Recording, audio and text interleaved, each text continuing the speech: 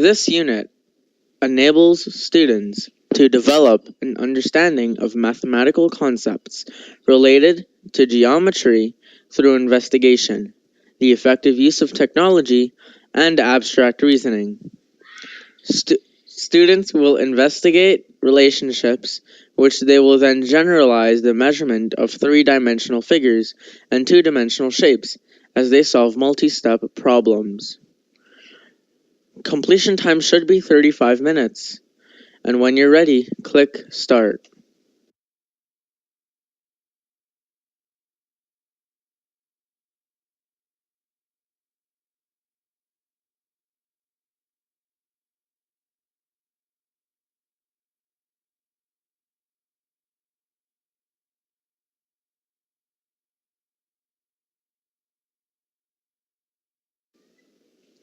Course objectives.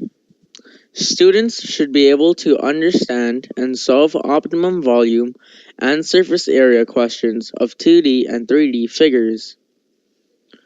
Objective 2. Solve problems, including the measurements of two-dimensional figures/shapes and the surface areas of volume and three-dimensional figures. Verify through investigation facilitated by dynamic geometry software, geometric properties, and relationships involving two-dimensional shapes, and apply the results to solving problems.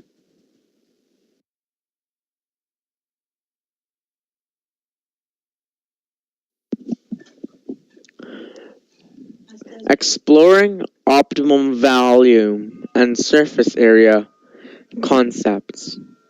When the volume or surface area of a square-based prism or cylinder is given, we can determine the shape with the least surface area or greatest volume in the following ways. First, we can list possible dimensions for various figures. Next, we can locate the corresponding points on the graph of surface area or volume versus one of the dimensions. What we need to know. Graphing a table of values will often help to recognize relationships, patterns, or trends. Or, changing one of the dimensions of a 3D figure will affect the surface area and volume of the figure.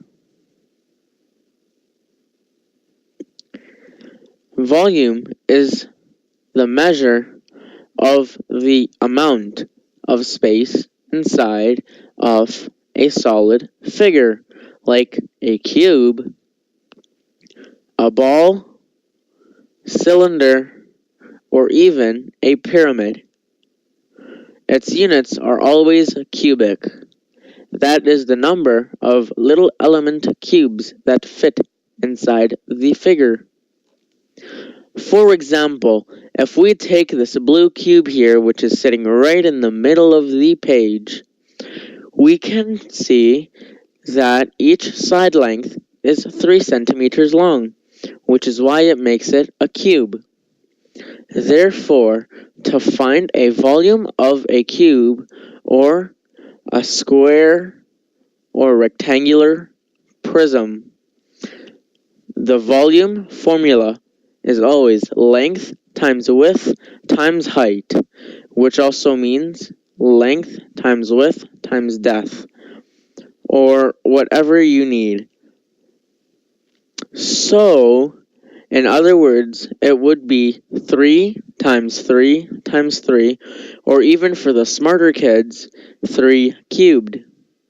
Therefore, the volume of this cube is 27 centimeters cubed. You may ask why we add the 3 as the exponent above the centimeters.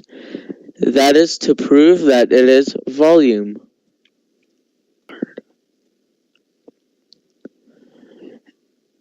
Surface area.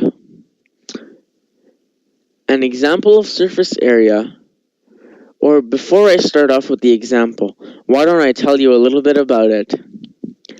Surface area is the measure of all the surfaces So if we take this cube once again, which is 3 by 3 by 3, each surface would count as the face of the square, which makes up the cube. So, let's say in this example it says, find the surface area of a cube with a side length of 3 centimeters. Solution. So, to actually find the surface area of a cube or a rectangular prism, and by the way, I've also added on the right side of this slide one of the academic EQAO formula sheets for grade 9. So, it has cylinder surface area and volume, has surface area and volume for a sphere, a cone, square base pyramid, rectangular prism, cube, and a triangular prism. So, once again, where I left off, surface area of a cube would be 2WH plus LW plus LH, which in other words would mean 2 in brackets 3 times 3 plus 3 times 3 plus 3 times 3, close bracket. So if we want to simplify this, this formula for this particular question, it would be 6s squared, where s stands for 3, because s is also side length, in other words. So 6 in brackets 3 squared, so 6 times 3, or my mistake, sorry, 3 squared would equal, come on, I can't hear you, 9. And what is 6 times 9? 54. Therefore, we have 54 centimeters squared. And once again, like I told you for volume, it's centimeters cubed. The reason being, as I gave you in the exemplar in the beginning. Now, the reason over here for surface area, it is always centimeters squared, is because it's not volume, and it's surface area.